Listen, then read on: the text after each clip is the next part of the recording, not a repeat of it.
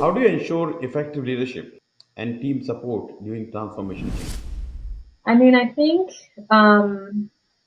we often struggle with how to, I would say, find an effective bridge between the leadership and the execution teams for Yeah.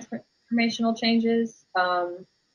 The execution teams are often really bogged down in the details, right? And are dealing with real world daily problems and, are just trying to kind of survive, day to day. And executive management don't always have visibility into some of the complexities of that daily work, right? And and we don't have time to explain that to the executive management team because they've got other important things to do. So, I mean, I think we have to find some mechanisms and frameworks to bridge, the business strategy, the program strategy, and the execution lines from a communication perspective, Mhm. so that Yeah. the execution team doesn't get so lost in the details that they, start to veer off course.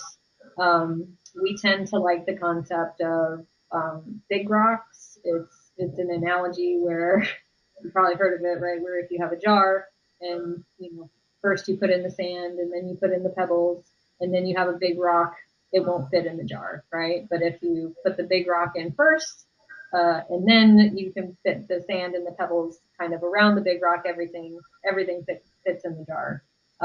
So we actually use the term big rocks when we talk about our goals and our objectives, and these are really the things that we need to put in the jar first and focus on and make sure we don't lose sight of that and we get that thing done.